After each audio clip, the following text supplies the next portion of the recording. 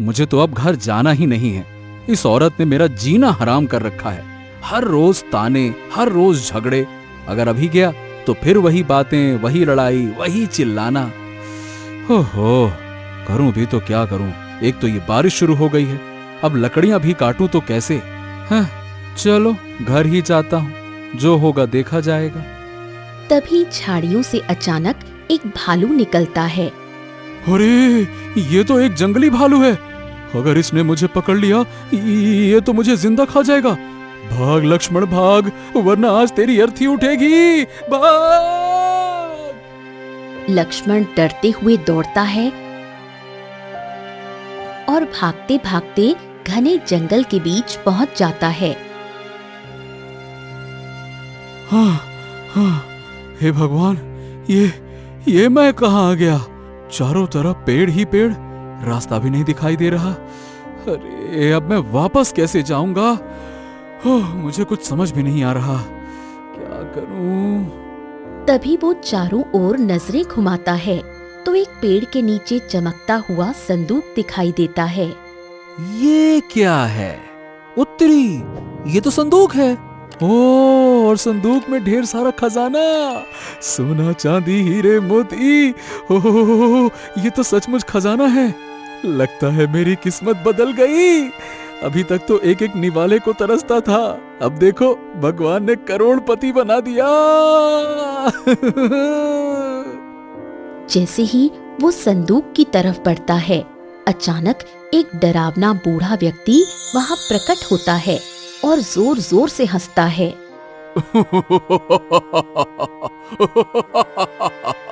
अरे ठहर जा लालची मानव, क्या तुझे लगा कि ये खजाना तुझे यूं ही मिल जाएगा? कौन है आप? देखिए, ये संदूक मेरा है, आप मुझे रोक क्यों रहे हो? अगर ये खजाना चाहिए तो तुझे कुछ करना होगा। देख, उस तरफ जो टूटा फूटा खंडहर दिख रहा है ना, तुझे उसके अंदर जाना होगा। क्या कहा? खंडहर के अंदर? लेकिन वहां कोई भी नहीं दिख रहा। लालच का रास्ता कभी सीधा नहीं होता। जा अंदर जा और देख क्या लिखा गया है तेरे लिए। लक्ष्मण लालच में भरकर एक खंडहर के अंदर चला जाता है। वहां कुछ भी नहीं दिखता, बस सन्नाटा और अंधेरा। तभी अचानक एक राक्षस वहां प्रकट होता है।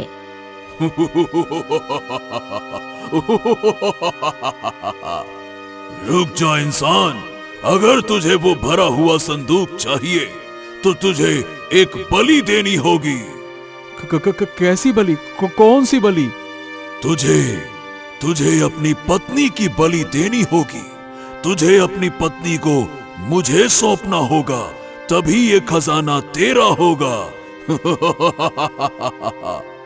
क्या?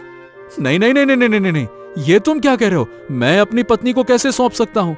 देखो, वो चाहे जैसी भी हो, है तो मेरी पत्नी ही ना। उसका क्या कसूर है जो मैं उसे तुम्हें सौंप दूं?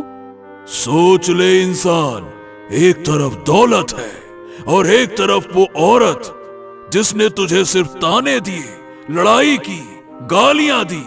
क्या तू उसके लिए इस खजाने को छोड़ेगा? सोच। हाँ, एक तरफ सारा खजाना, वो भी मेरे नाम, और एक तरफ वो औरत जिसने कभी प्यार से बात तक नहीं की, हमेशा मेरी बेइज्जती की, गालियां दी, ताने दिए। क्या वो इसके लायक है? क्या मैं फिर से वही गरीबी, वही तिरस्कार झेलूं, या सब कुछ नया पालूं? तेरे पास सोचने के लिए एक रात का वक्त है। सुबह तक सोच ले। अगर हाँ कहेगा तो खजाना तेरा, वरना तू सदा के लिए खाली हाथ ही रहेगा। लक्ष्मण भारी मन से घर में दाखिल होता है। उसके कपड़े गीले थे। आ गए आप मियाँ साहब, आखिर कौन सी दुनिया जीत कर आए हो? कभी एक घंटा घर में चैन से बैठोगे भी, या हमेशा आवारागर्दी ही करनी है आपको? हे भगवान, मेरे तो कर्म फूट गए। जो तुम जैसे नालायक से मेरी शादी हो गई।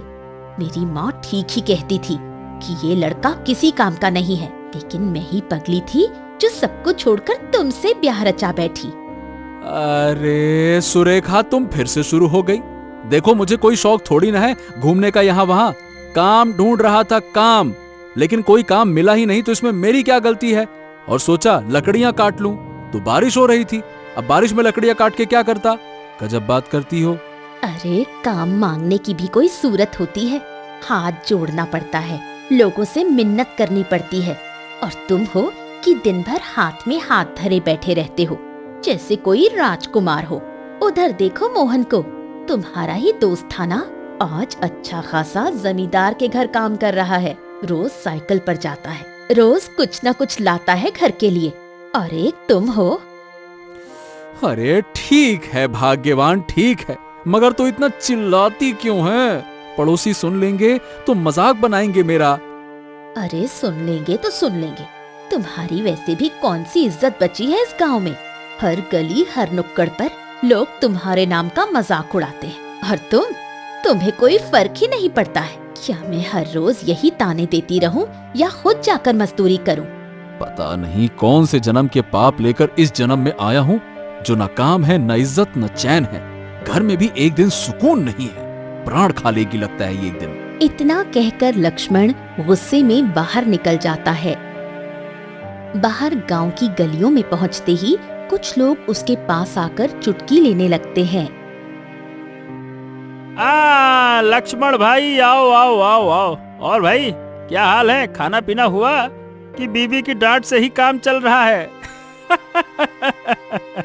सही बताऊं तो तुम्हारी बीवी की आवाज तो आस पड़ोस के 10-10 घर तक सुनाई देती है। वो तो अच्छा है कि हम रोज सुबह सुन लेते हैं, नहीं तो तुम्हारे घर के हाल हमको पता ही नहीं चलते। बिल्कुल सही कह रहा है लखन। अरे हमको तो यह समझ नहीं आता लक्ष्मण, ए भाई तुम रोज सह कैसे लेते हो सुरेखा भाऊजी का तूफान है? अरे भाई आदमी हो कि मिट्टी के बने हो, कुछ तो गैरत दिखाओ भाई। ए लक्ष्मण, सही सही बता, एकदम दिल से कहना। तुझे बड़ा मजा आता है क्या रोज रोज ये बीवी के तानों की रोटी खाने में, गालियों की सब्जियां खाने में? है ए भैया, शर्म कर ले कुछ थोड़ा बहुत, कुछ काम वाम पकड़, वरना एक दिन तेरी ही बीवी तेरे पिछवाड़े पे लात मार के घर से बाहर निकाल देगी।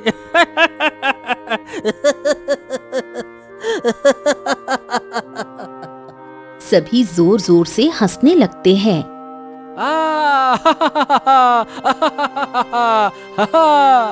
हंसो, अब काहे चुप हो गए? हंस लो हंस लो, मगर याद रखना बकरे का भी दिन आता है। और जब मेरा दिन आएगा ना, तब मैं सबको दिखाऊंगा कि एक भूखा भी शेर हो सकता है। अब चाहे कुछ भी हो जाए, मुखिया के पास जाऊंगा, कुछ भी काम मिले, कोई भी मेहनत मैं करूंगा। मुझे अपनी इज्जत वापस चाहिए, बस मुझे खुद को साबित करना है, चाहे जो हो जाए। इतना कहकर लक्ष्मण सीधे मुखिया के घर पहुंचता है। राम राम मुखिया जी। अरे लक्ष्मण तू, अरे बोल भैया, क्या हुआ? क्यों आना हुआ यहाँ पर? मुखिया जी, बात यह है कि बहुत दिनों से कोई काम नहीं मिला, घर की हालत बहुत खराब है, एक वक्त की रोटी भी बड़ी मुश्किल से होती है। सुरेखा रोज ताने देती है, रोज लड़ाई झगड़ा। मुखिया जी, मैं आपके सामने हाथ जोड़कर विनती करता हूँ, कोई तो काम दिलवा दीजिए। कुछ भी कर लूंगा, खेत में काम हो, गोबर उठाना हो, सफाई करना हो, बस काम चाहिए ताकि घर चला सकूं। हो लक्ष्मण, तू काम करेगा? अरे तू मुझसे मजाक कर रहा है क्या? क्या खुद को देखा है? आईना देख के आया है कि नहीं आया है? इतने साल से गांव में पड़ा हुआ है, एक ढंग का काम न किया, न सीखा, बस दिन भर आवारागर्दी में घूमता फिरता रहता है, और अब आया है काम मांगने। नहीं नहीं नहीं नहीं नहीं मुखिया जी, सच में इस बार मेहनत करूंगा। आप बस एक मौका दे दीजिए, एक ठो मौका दे दीजिए, चाहे जैसा भी काम हो। अरे लक्ष्मण, तू तो काम मांगने आ गया, लेकिन क्या हमने कोई अनाथ आश्रम खोल रखा है क्या, जो हर निकम्मे को काम देते फिरे? अरे तुझ जैसे को काम देने से अच्छा है कि बैल को दे दूं, कम से कम वो हल तो खींचता है। मुखिया जी आप ऐसा क्यों कह रहे हैं? मैं सच में काम चाहता हूँ, बहुत मजबूरी है, घर में खाने तक को नहीं है, समझिए ना। अरे चुप कर जा, तेरे जैसे लोगों को हम रोज देखते हैं, पहले मदिरा पीते हैं, फिर बीवी की मार खाते हैं और फिर आते हैं काम मांगने। अरे कोई ठिकाना नहीं, कोई जिम्मेवारी नहीं। अरे तू भिखारी था, भिखारी है और ससुरा भिखारी रहेगा। अरे चल निकल यहाँ से। अरे देख क्या रहा है, निकल यहाँ से। मुखिया अंदर चला जाता है और चारों तरफ बैठे लोग हंसने लगते हैं, कोई मुंह छुपाकर तो कोई जोर से हंसता है।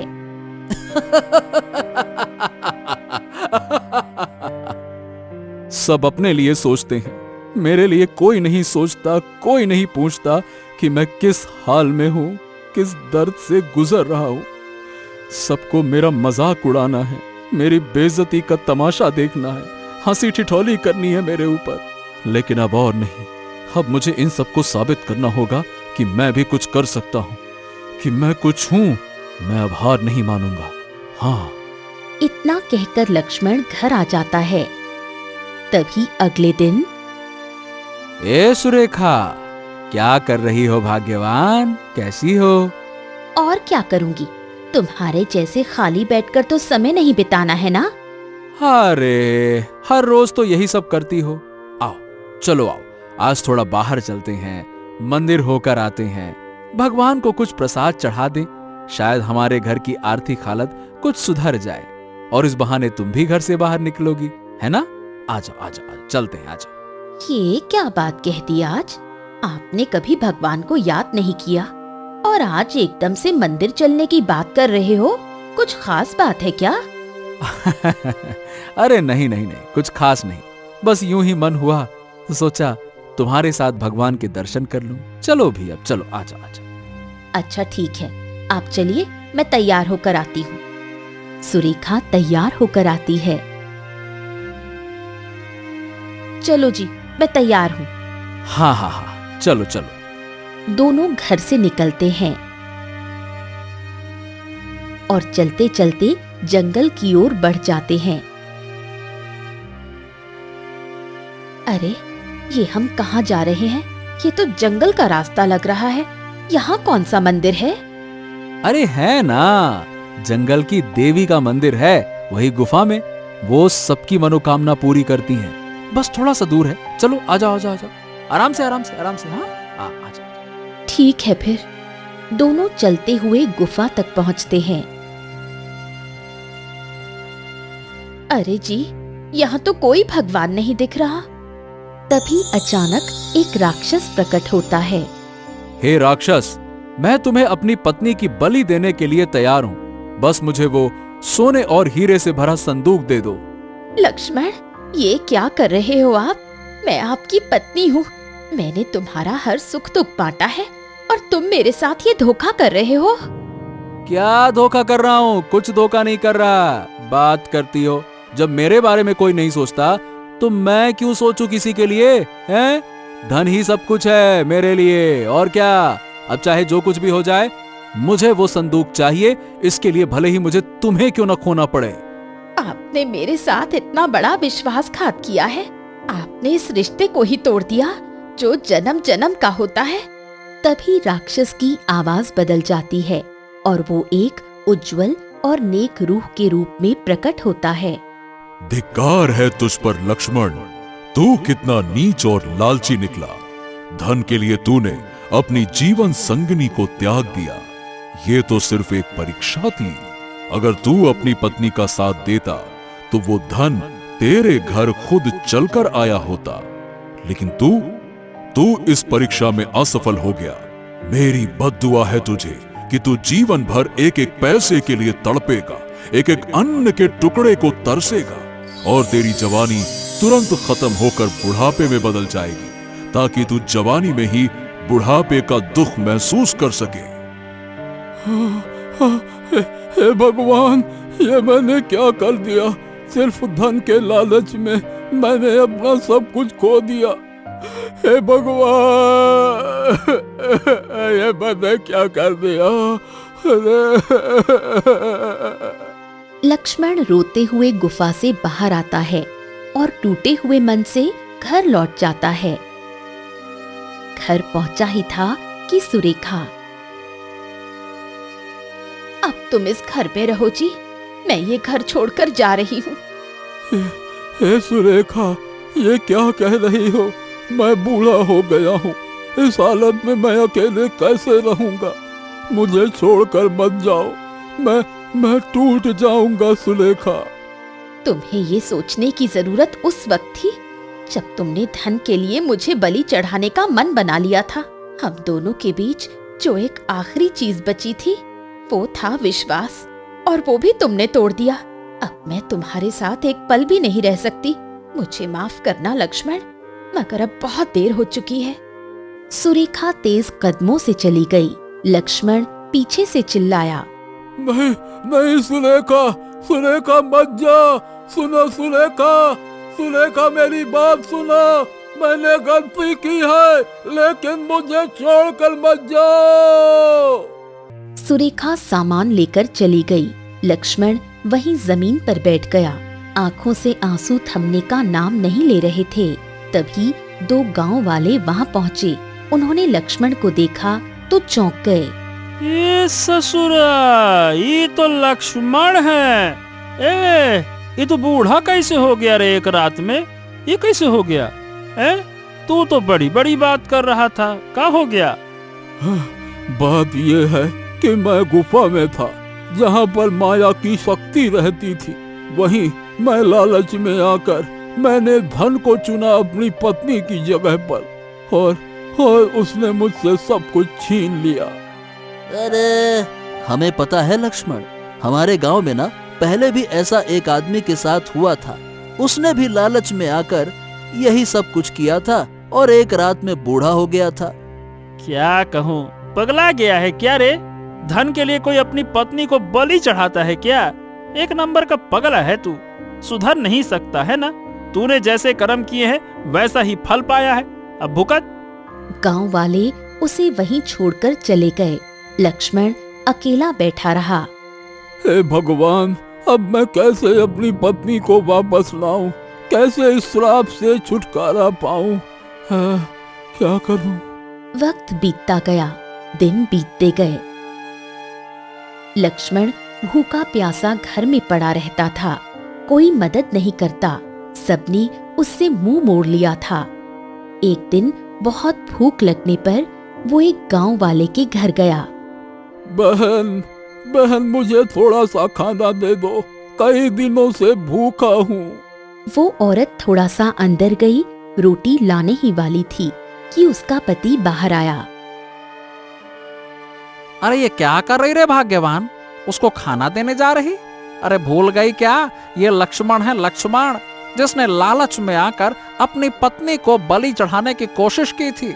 इसे एक शराप लगा है, तभी तो यह बूढ़ा हो गया है। ऐसे आदमी को तो मैं कहता हूँ एक बूंद पानी भी नहीं देना चाहिए। चलो, अरे देख क्या रही हो, अंदर चलो, दरवाजा बंद करो। ये लक्ष्मण है, आज का लक्ष्मण, रामायण का लक्ष्मण नहीं है। ये पापी लक्ष्मण है, पापी। वो दोनों अंदर चले गए। दरवाजा जोर से बंद कर लेते हैं। लक्ष्मण वहीं खड़ा रह गया, नजरें झुकी हुई। फिर वो चुपचाप घने जंगलों की ओर चल पड़ा। किसी से कुछ नहीं कहा। चलते चलते एक पेड़ के नीचे बैठ गया, फिर वहीं भूख से बेहोश हो गया। कुछ देर बाद एक तोता वहां उड़ता हुआ आया। वो लक्ष्मण के चेहरे के पास जाकर बैठा और अपनी चोंच से उसके चेहरे को छूने लगा। ए इंसान, तू इतना टूटा हुआ क्यों लग रहा है? किस गुनाह की सजा भुगत रहा है? तेरा चेहरा तो दुख से भरा हुआ है, तू तो भीतर से बिखर चुका है। हाँ? अरे भाई, कौन हो तुम? क्या तुझसे बात कर सकता हूँ? देखो, मुझसे बहुत बड़ा पाप हो गया। मैं एक बददुआ का शिकार हूँ।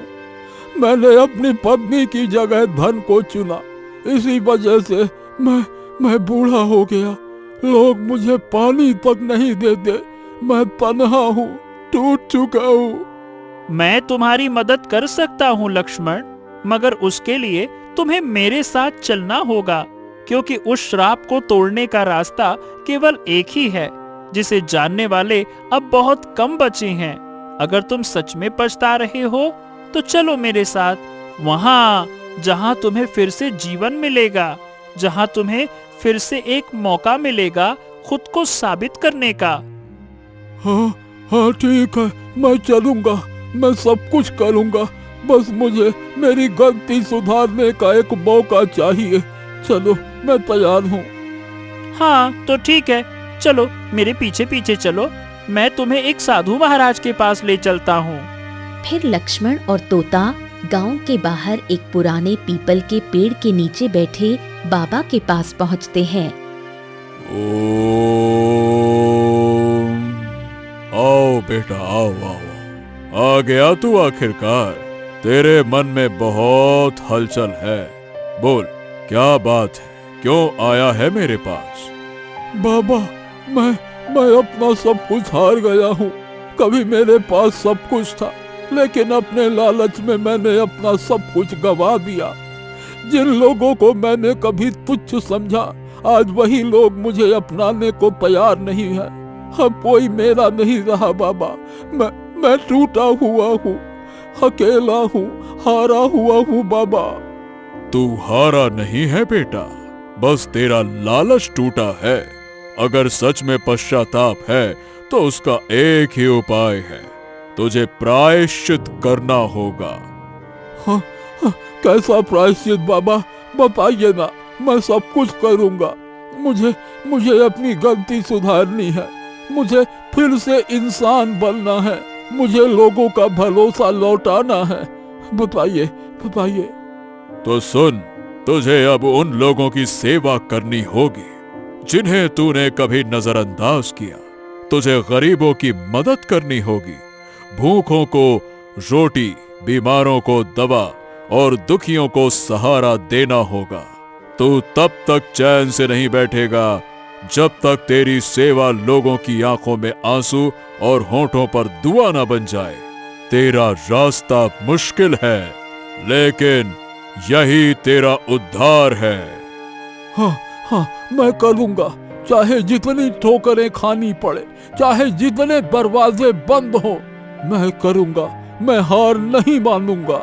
हाँ, अब मैं सिर्फ खुद के लिए नहीं बाबा, उनके लिए जीऊंगा जिनकी तकलीफ कभी मेरी नजर में नहीं आई थी। बस मुझे आपका आशीर्वाद चाहिए। जा बेटा जा, तेरी राह लंबी है, लेकिन तेरा हौसला सही है। जिस दिन तू खुद को नहीं औरों को ऊपर रखने लगेगा, उसी दिन तू फिर से सम्मान के योग्य हो जाएगा। लक्ष्मण चुपचाप हाथ जोड़ता है। कुछ दूर चलने पर वो देखता है एक बूढ़ा व्यक्ति लकड़ियां उठाने की कोशिश कर रहा है। काका काका रुकिए रुकिए, मैं आपकी मदद कर देता हूँ, रुकिए। अरे तू मुझे काका क्यों कह रहा है भाई? तू तो मेरी ही उम्र का लग रहा है, तुझसे क्या ही होगा। ये रहने दे, ये लकड़ियां बहुत भारी हैं, मैं कर लूंगा। अरे उम्र से क्या होता है काका, मन में सच्चा भाव हो तो हर बोझ हल्का लगता है। लाइए दीजिए मुझे, मैं उठा लेता हूँ। लक्ष्मण लकड़ियों का गट्ठर उठाता है। बताइए किधर जाना है काका, मैं आपके घर तक पहुँचा देता हूँ। हाँ ठीक है, बस वो सामने वाली पगडंडी के पार मेरा एक छोटा सा घर है। बहुत बहुत नेक आदमी लग रहे हो। ठीक है, बस वहीं तक जाना है। घर पहुंचते ही लक्ष्मण लकड़ियों को एक ओर रख देता है। अरे भाई रुको रुको, इतना बड़ा उपकार किया तुमने, अब ऐसे ही कैसे जाओगे? मेरे घर कुछ खा कर जाओ, ये तो मेरा हक बनता है तुम्हें खिलाना। बूढ़ा अंदर जाता है और एक रोटी के साथ एक प्याज लाकर लक्ष्मण को देता है। ये लो भाई, यही है मेरे घर में खाना, इसे स्वीकार कर लो, इससे मेरे दिल को भी सुकून मिलेगा। काका आपने जो किया वो मेरे लिए किसी प्रसाद से कम नहीं है, लेकिन मुझे अभी भूख नहीं है। मैं इसे अपने साथ रख लेता हूँ और जब भूख लगेगी तब खा लूंगा। धन्यवाद काका, धन्यवाद। ठीक है भाई, चलो, भगवान तुम्हें सुखी रखे। लक्ष्मण आगे बढ़ता है। आंखों में थोड़ा सुकून था, लेकिन मन अभी भी भारी था। थोड़ी दूर चलने पर उसे एक औरत दिखाई देती है, जो सड़क किनारे अपने छोटे बच्चे को गोद में लिए बैठी थी। बाबा, भगवान के नाम पर कुछ दे दो। मेरे बच्चे ने 3 दिन से कुछ नहीं खाया। देखो ना इसकी हालत, पेट से चिपक गई है इसकी पीठ। कुछ है तो दे दो बाबा, नहीं तो ये भूख से मर जाएगा। एक ही तो रोटी है मेरे पास, इसे खाऊं तो मेरा पेट भरेगा। लेकिन इस बच्चे ने सच में कई दिनों से कुछ नहीं खाया है। मेरा खाना तो बाद में हो जाएगा, पर अगर इसने न खाया तो शायद हो। बहन, ये लो रोटी, इसे अपने बच्चे को खिला दो। शायद इसी से इसकी जान बच जाए। खिलाओ। बाबा, आप फरिश्ते हैं। आपने मेरे बच्चे को मौत के मुंह से बचा लिया। आपका ये उपकार मैं जीवन भर नहीं भूलूंगी। अरे बस, धन्यवाद की जरूरत नहीं है। मैं बस अपने किए का प्रायश्चित कर रहा हूँ। ईश्वर तुम्हें शक्ति दे, शक्ति। बच्चा रोटी खाता है और मुस्कुराता है। लक्ष्मण उसे देखकर भावुक हो जाता है। हे भगवान, इस मुस्कान में जो सुकून है ना, वो मैंने कभी महसूस नहीं किया। ये बच्चे की मुस्कान जैसे मेरी आत्मा को छू गई। फिर वो धीरे धीरे गांव दर गांव लोगों की मदद करता है। दिन बीतते हैं, महीनों तक सेवा करता रहता है। और एक दिन एक सुनसान रास्ते पर अचानक एक उज्जवल रोशनी में एक नेक रूह प्रकट होती है। लक्ष्मण रुको, अब तुम्हारी परीक्षा पूरी हो चुकी है। तुम्हारा प्रायश्चित स्वीकार हो गया। क्या बात कर रहे हो? क्या सच में मेरी परीक्षा पूरी हुई? मेरा पाप सब धुल गया। इतने दिनों से तुमने इतने लोगों की जो मदद की है, उसी की दुआ ने तुम्हें तुम्हारे बद्दुआ से आजाद किया है। आज मैं तुम्हें माफ करता हूं, क्योंकि तुमने अपनी गलती को समझा और उसे सुधारने के लिए खुद को मिटा दिया। हाँ, मैंने बहुत गलतियां की। मैंने अपने लालच में अपनों को ठुकराया, पर अब मुझे सच्चाई की कीमत समझ में आ गई है। हाँ। लक्ष्मण, अब तुम अपने घर लौट जाओ। यही तुम्हारी किस्मत बदल चुकी है। जाओ, अब तुम्हारा जीवन एक नई दिशा में जाएगा। जाओ। तभी अचानक लक्ष्मण की वृद्ध काया में तेजी आ जाती है। वो फिर से जवान हो जाता है। हाँ, हे ईश्वर, ये क्या हुआ? मैं तो फिर से वैसा हो गया जैसा पहले था। आपने मुझे इतना बड़ा वरदान दिया, इसके लिए मैं सदा आभारी रहूंगा। नेक रूह मुस्कुराते हुए आकाश में विलीन हो जाती है। लक्ष्मण भावुक होकर जमीन पर हाथ जोड़ देता है और अपने घर की ओर दौड़ता है। घर पहुंचते ही लक्ष्मण देखता है सामने उसकी पत्नी खड़ी थी। सुलेखा, ये सच है ना? क्या सच में तुम मेरे सामने खड़ी है? कहीं मैं कोई सपना तो नहीं देख रहा हूँ? आप लौट आए। मैं तो रोज दुआ करती थी कि आप वापस आ जाओ। तुम्हारे बिना ये घर सूना हो गया था। हाँ, मैंने तुम्हारे साथ बहुत गलत किया था सुरेखा। अब मैं फिर से एक अच्छा पति, एक अच्छा इंसान बनने की कोशिश करूंगा। बताओ, क्या तू मुझे माफ कर पाएगी? तुम लौट आए, बस यही काफी है। मैं तुम्हारे साथ फिर से हर सफर तय करने को तैयार हूँ। तभी लक्ष्मण की नजर घर के पीछे एक भव्य महल जैसे नए मकान पर पड़ती है और एक चमकदार संदूक अंदर रखा हुआ होता है। हाँ, ये सब कैसे हुआ? ये तो कोई सपना जैसा लग रहा है। तुम्हारे जाने के बाद एक दिन कोई अजनबी ये सब देकर गया। उसने कहा था कि जब लक्ष्मण वापस आएगा तो ये सब उसी का है। उसी समय सारे गांव वाले वहां पहुंचते हैं। अरे भैया देखो देखो, लक्ष्मण तो लौट आया। अरे ओ लक्ष्मण, कहाँ था इतने दिनों से? तुम्हारी पत्नी रोज तुम्हें ढूंढ रही थी। और नहीं तो क्या लक्ष्मण, आज वाकई में तुमने साबित कर दिया कि प्रायश्चित से बड़ा कुछ नहीं होता। तुमने इतना बड़ा पाप करके भी आज तुमने प्रायश्चित करके वो सब हासिल कर लिया जो कि तुमसे छिन गया था। आप सबने मुझे ठुकराया था और शायद आपने सही किया था, क्योंकि मैं तब उसके लायक नहीं था। पर आज मैं एक नई सोच के साथ लौटा हूं। अब मेरा हर दिन सेवा में जाएगा। नेक रूह, आपका बहुत बहुत धन्यवाद मेरी पत्नी और इस गांव वालों को फिर से मुझे वापस करने के लिए। मैं अब कभी भी लालच नहीं करूंगा और जो कुछ भी आपने मुझे दिया है इसी से मैं सभी जरूरतमंदों की मदद करूंगा। उस दिन के बाद लक्ष्मण अपनी सारी संपत्ति से गांव के जरूरतमंदों की मदद करता रहा और सच्ची सेवा में ही अपनी खुशी पाने लगा। अब उसका जीवन दूसरों के लिए प्रेरणा बन गया था।